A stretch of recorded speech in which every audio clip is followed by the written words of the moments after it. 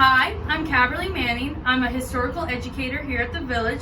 Today I'm going to be showing y'all how to make buttermilk biscuits, Alton Brown's recipe from his grandmother in honor of National Buttermilk Biscuit Day. So today we are in the farm kitchen. Excuse the noise. If you have ever been to the village, you know that we're right next to I-30, so you'll be hearing a lot of noises, a lot of chickens as well. But today I'm going to be cooking over an open fire. This was once a sharecropper cabin, but we turned it into a kitchen. So first, you're going to whisk your dry ingredients. So that's going to be 12 ounces of flour. So I already got that here in my bowl. And then in here, I have 4 teaspoons of baking powder, 1/4 teaspoon of baking soda, and then 3/4 teaspoons of salt. So just going to put that all in there. And then just gonna go ahead and whisk it together. Just kind of whisk it until you feel that it's good and mixed together. And then you're going to put in your Crisco and your butter. So this is 2 ounces of shortening. So that's about 4 tablespoons. So I'm gonna go ahead and put that in there. And then my butter, so that's 2 tablespoons. Or 1 ounce of butter, and the butter should be at about a room temperature. So you put all that in there just like that, and then I'm going to pretend like I have arthritis, and I'm just going to mix it together until the dough comes together all crumbly. So this is going to be a lot.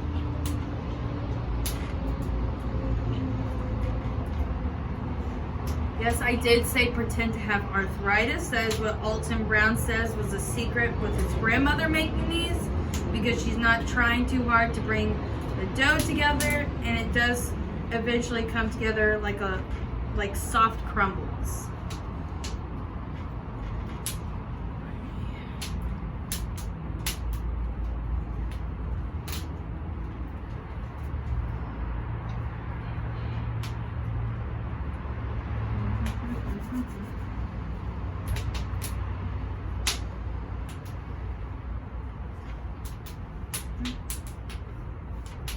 Now it's all together. I don't know if you can tell, but it's like soft crumbles.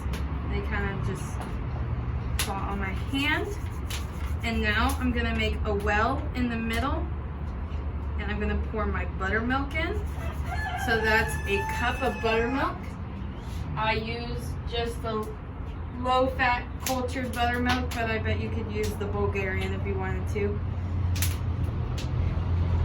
And I need a large spoon. So you're going to use a large spoon and just bring it together until it all comes together.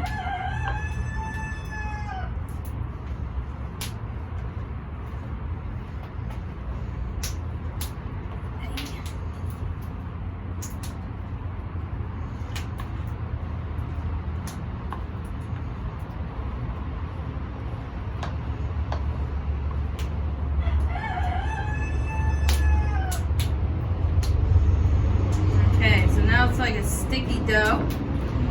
Okay, so I went ahead and just put the flour over the dough, and now I'm gonna knead it in to make it easier, because I have a problem with this recipe where I put it on and it's still sticky even though I put it on a floured surface. So if you're like me, go ahead and knead the dough with flour.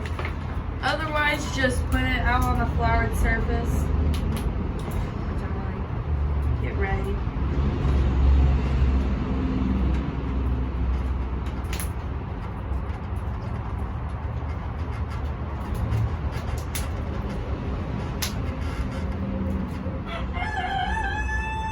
Okay, gonna get more flour.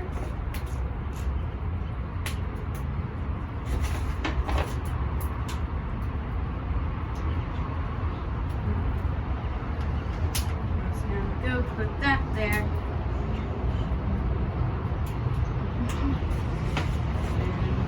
Sweep the top with flour, and then you just knead the flour in. I'm going to just do this a couple of times. Kind of flatten out the flour at the same time.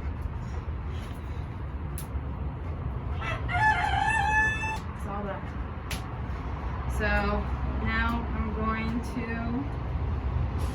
finally flatten it out.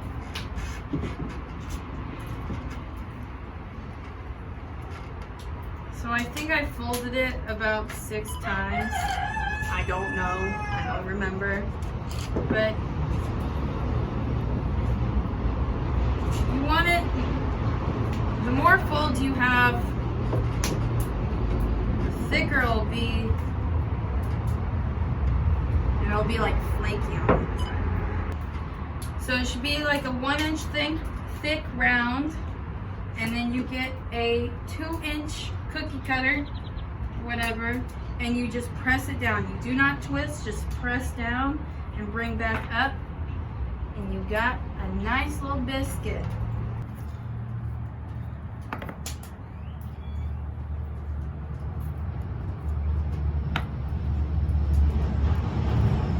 Uh-oh,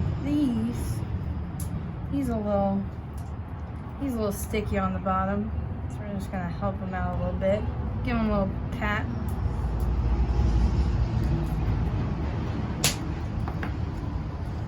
So we still have all this dough, so you can probably just bring it back together.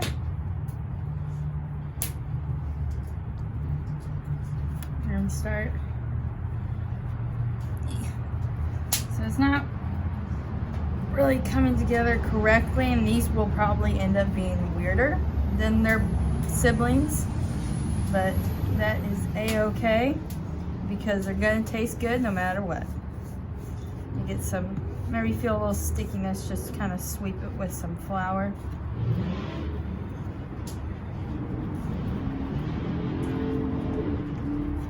Alright, flatten him out again.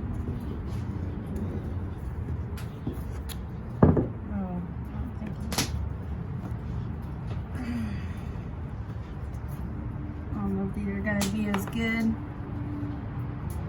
Folds kind of look like that. It will essentially look like that. The reason you don't twist is because by twisting you're sealing it, and you want it to remain open so the little air can get through. And then I usually just use the last bit and then just do a, you're fine. This probably won't end up very good, but whatever. And then we have this, which you can eat, but I wouldn't suggest it. Got my dough getting all hot. I can feel it. It is very hot. I'm gonna take this lid. Ooh. Woo. Watch your footing. I'm gonna get some parchment paper. I'm gonna attempt to press the parchment paper in there without burning myself. Okay. So you're gonna put them, I probably only do, seems like I can only do 4 at a time right now. So we're just gonna put these in there. And we're gonna get the lid back on, but I wanna use this instead to get the lid back on. And then we're gonna place it back on the thingy. And push it back over the fire. And this isn't an exact science, at least not for me. I mean, it is a science to do this, but for me, I kind of just do it and wing it. So let's hope that they don't burn. I don't know how long I'm gonna have them on. I'm just gonna kind of check them. So let's say they've been on for like a minute. The bottoms are getting a little burnt. So I'm just gonna kind of, I think if anything, I might just move this off and kind of just put it nearby. And that will still get it hot without burning the bottom. Might just burn the sides. But they are rising. They have risen. Check to see how they're looking. Ooh, definitely getting, you want them to be golden brown. Ow, it's burning my face. And they're definitely getting burned on the bottom, which is not good. Just gonna kind of help them.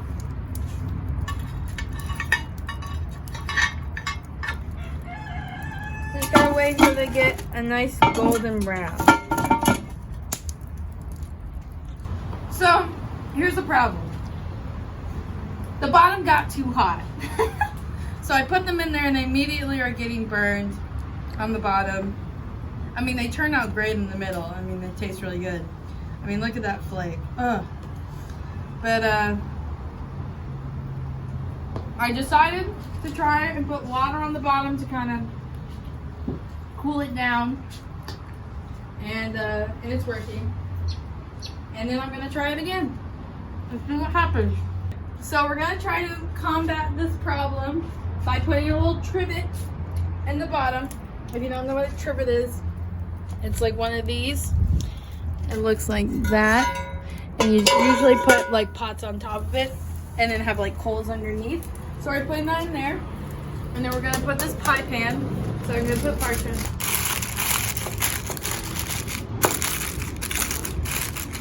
And then we're gonna put the biscuits and see how this works. Ooh, that one's gonna be nice and thick. I'm excited for that one. Gonna see how this works. And try not to burn myself.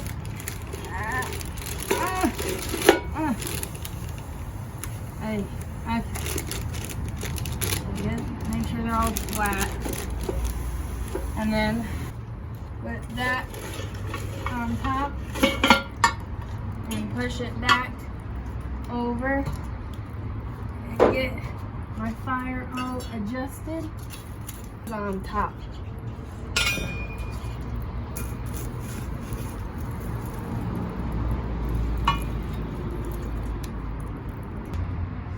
So if you don't already know, this isn't entirely period accurate,